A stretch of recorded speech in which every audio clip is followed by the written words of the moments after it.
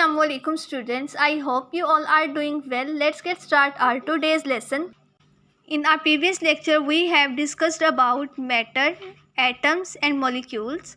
Now we are going to study about elements. Elements are the smallest particle of a matter. As in our previous lecture we have discussed about matter. A matter is a substance which have mass and occupies space. When we break down a matter into smaller substances, then the smallest part of a matter is element. Element is basically composed of same type of atoms. It means that element contain only one type of atoms. And elements can't be broken down into simpler forms. If we break down elements by ordinary chemical means, then it cannot be broken down further into more simpler forms. So we can say that element is the smallest particle of matter. Students, element क्या है? Last lecture में हमने matter, atom और molecules को discuss किया था. आज जो हम ये न्यू टर्म पढ़ रहे हैं एलिमेंट, ये क्या होते हैं? एलिमेंट जो होते हैं वो सेम टाइप ऑफ एटम से मिलकर बनते हैं. यानी जब एक ही किस्म के एटम्स आपस में रिएक्ट करते हैं और कंबाइन हो जाते हैं तो वो एलिमेंट बन जाता है. एलिमेंट जो होता है वो किसी भी मैटर का स्मॉलेस्ट यूनिट होता है, स्मॉलेस्ट पार्टिकल होता है. यानी हमारे पास अगर कोई मैटर है तो अगर हम उस मैटर को तोड़ते जाएं तो हमारे पास एंड पर जो सबसे छोटा पार्टिकल बचेगा वो होगा एलिमेंट. एलिमेंट जो है इसको फर्दर ब्रेक डाउन नहीं किया जा सकता. तो इसका मतलब ये है कि जो एलिमेंट है उसको हम मज़ीद सिंपलर फॉर्म्स में तकसीम नहीं कर सकते. तो स्टूडेंट्स, जो एलिमेंट्स हैं उनको हम किस तरह से डिफ़ाइन करेंगे? The matter consisting of only one kind of atoms is called an element. It is the smallest particle of matter and it can't be broken down into simpler forms. कि element जो है वो किसी matter का सबसे छोटा particle है, same type के एटम से मिलकर बनता है और इसको मज़ीद सादा शक्लों में तकसीम नहीं किया जा सकता. For example coal. Coal is a matter as it have mass and occupies space.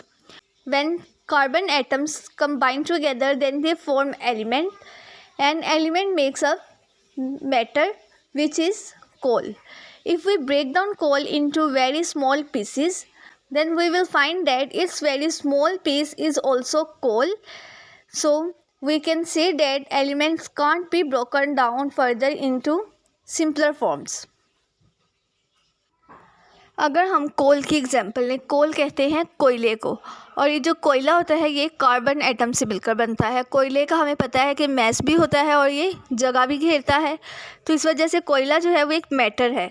कि अगर हम कोयले को तोड़कर बहुत छोटे छोटे टुकड़ों में भी तकसीम कर दें तो इसका जो बहुत छोटा सा पार्टिकल होगा वो भी एक कोयला ही होगा, यानी कार्बन एटम्स ही होंगे. तो इसका मतलब ये है कि जो एलिमेंट्स होते हैं उनको हम मज़ीद ज़्यादा अशकाल में तकसीम नहीं कर सकते, क्योंकि एलिमेंट जो है वो किसी भी मैटर का सबसे छोटा पार्टिकल है. जब किसी मैटर को तोड़ा जाता है तो सबसे एंड पर जो हमारे पास स्मॉलेस्ट पार्टिकल बचता है वो होता है एलिमेंट. और एलिमेंट की डेफिनेशन में हमने पढ़ा कि element same type of atoms से मिलकर बनता है, जिसका मतलब ये है अब जो कोयला है, कोयला एक मैटर है और सेम टाइप के एटम्स इसमें शामिल हैं. यानी सारा कोयला सिर्फ कार्बन एटम से मिलकर बना हुआ है, और जब कार्बन एटम्स आपस में मिल रहे हैं तो वो एक एलिमेंट बना रहे हैं. तो इसका मतलब ये है कि जब हम कोयले को तोड़ना शुरू करेंगे तो सबसे एंड पर हमारे पास एलिमेंट बचेगा जो कि कार्बन एटम्स होंगे.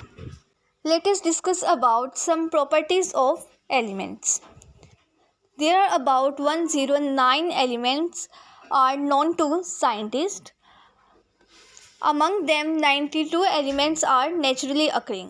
It means that 92 elements are present in nature, while 17 elements are made by scientists, so they are artificially prepared. Elements exist in all the three states of matter, so we can say that elements are present in the form of solid, in the form of liquid, or in the form of gases. For example, oxygen, carbon, nitrogen, helium, hydrogen, all these elements are gases, while there are only two elements are present which are in the form of liquids. These elements are mercury and bromine. As we see that mercury is used in the thermometers and mercury is in liquid form. So only two elements are present which are in liquid form, and these elements are mercury and bromine. While the elements like magnesium, sodium, copper, iron, all these elements are in solid form. So elements exist in all the three states of matter. तो students, अगर हम elements की कुछ properties को discuss करें तो हमारे पास 109 elements मौजूद हैं। 109 एलिमेंट्स में से जो 92 एलिमेंट्स हैं वो नेचुरली प्रेजेंट है, यानी कुदरती तौर पर हमारी नेचर में मौजूद थे, बस हमने इन एलिमेंट्स को डिस्कवर किया। जबकि जो 17 एलिमेंट्स हैं, 17 एलिमेंट्स ऐसे एलिमेंट्स हैं जिनको साइंटिस्ट ने बनाया बाय यूजिंग आर्टिफिशियल मेथड्स। तो 109 एलिमेंट्स टोटल हैं। 109 एलिमेंट्स में से जो 92 एलिमेंट्स हैं वो नेचर में मौजूद थे, जबकि जो 17 एलिमेंट्स हैं वो आर्टिफिशियली प्रिपेयर्ड हैं। और इसके अलावा जो एलिमेंट्स की दूसरी प्रॉपर्टी है वो ये है कि एलिमेंट जो हैं वो मादे की तीनों हालतों में पाया जाता है। हमने छोटी क्लासेस में मादे की हालतें पढ़ी हुई हैं कि मैटर की स्टेज पढ़ी हुई हैं कि मैटर जो होता है वो सॉलिड फॉर्म में होता है, माया यानी लिक्विड हालत में होता है, और गैस हालत में होता है। तो जो हमारे पास एलिमेंट्स मौजूद हैं ये भी इन तीनों स्टेट्स में प्रेजेंट होते हैं। फॉर एग्जांपल, जैसे अगर आप देखें ऑक्सीजन, कार्बन, नाइट्रोजन, हाइड्रोजन, ये जितने भी एलिमेंट्स हैं ये सब गैसेस हैं, जबकि सिर्फ दो एलिमेंट्स ऐसे हैं जो लिक्विड फॉर्म में पाए जाते हैं जिनमें मरकरी और ब्रोमीन शामिल हैं। थर्मामीटर के अंदर आप जो सिल्वर कलर का लिक्विड देखते हैं वो मरकरी होता है और वो लिक्विड फॉर्म में है यानी माया हालत में है। तो सिर्फ दो एलिमेंट्स ऐसे हैं जो लिक्विड फॉर्म में होंगे और वो है मरकरी और ब्रोमीन, जबकि इसके अलावा जो सॉलिड फॉर्म में एलिमेंट्स मौजूद हैं उनमें magnesium, sodium, copper, iron, zinc, silver, gold, ये जितने भी एलिमेंट्स हैं ये सॉलिड फॉर्म में होंगे। तो इससे हमें पता चलता है कि एलिमेंट्स जो हैं वो मादे की तीनों हालतों में मौजूद होते हैं।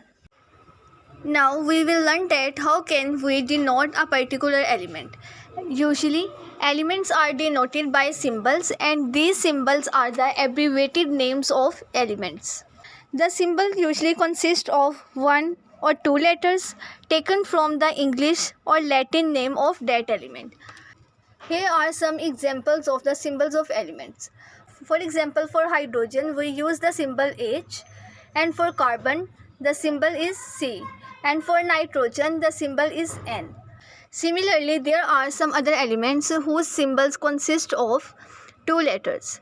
For aluminium we use the symbol Al, for sodium we use the symbol Na, and for gold we use the symbol Au.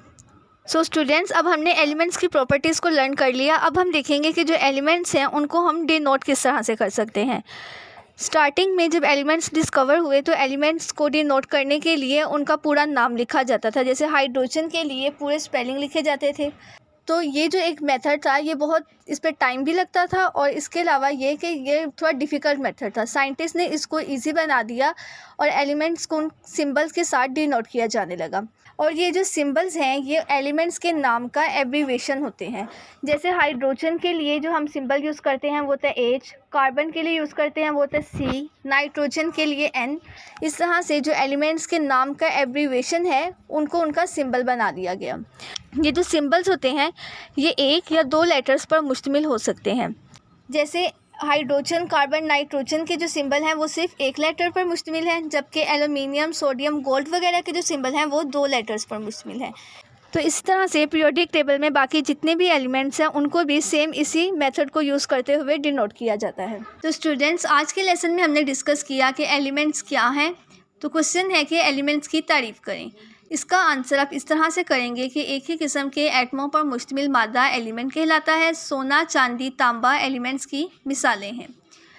फिर हमने एलिमेंट्स की कुछ प्रॉपर्टीज़ को डिस्कस किया जिसमें हमने देखा कि एलिमेंट जो है वो मैटर की सबसे छोटी इकाई है, यानी मैटर का सबसे जो छोटा यूनिट है वो एलिमेंट्स हैं। इसमें हमने कोयले की एग्जांपल के थ्रू इसको अंडरस्टैंड किया। नेक्स्ट हमने देखा कि हमारे पास टोटल 109 एलिमेंट्स मौजूद हैं, जिनमें से 92 एलिमेंट्स कुदरती तौर पर पाए जाते हैं, जबकि बाकी जितने भी एलिमेंट्स हैं वो साइंसदानों ने लेबॉरेटरीज़ में बनाए हैं। नेक्स्ट हमारे पास क्वेश्चन आता है कि एलिमेंट्स कितनी हालतों में पाए जाते हैं। तो एलिमेंट्स मादे की तीनों हालतों में पाए जाते हैं। मिसाल के तौर पर आयरन एक ठोस एलिमेंट है, मरकरी एक माया एलिमेंट है और ऑक्सीजन एक गैस एलिमेंट है। इसके बाद हमने पढ़ा कि जो एलिमेंट्स हैं उनको हम किस तरह से जाहिर कर सकते हैं। तो यहाँ पर क्वेश्चन आता है कि एलिमेंट्स को कैसे जाहिर किया जाता है। इस क्वेश्चन का आंसर आप लोग यहाँ से लेकर यहाँ तक लिखेंगे कि शुरू में हर एलिमेंट को इसके पूरे नाम से लिखा जाता था। फिर एलिमेंट्स के नाम लिखने का एक मुख्तसर तरीका अपनाया गया और हर एलिमेंट को एक सिंबल दिया जाता है। ये जो सिंबल होता है ये किसी एलिमेंट्स के मुख्तसर नाम को कहा जाता है। सिंबल किसी एलिमेंट के अंग्रेज़ी या लतीनी नाम से लिए गए एक या दो हर्फ पर मुश्तमिल होता है।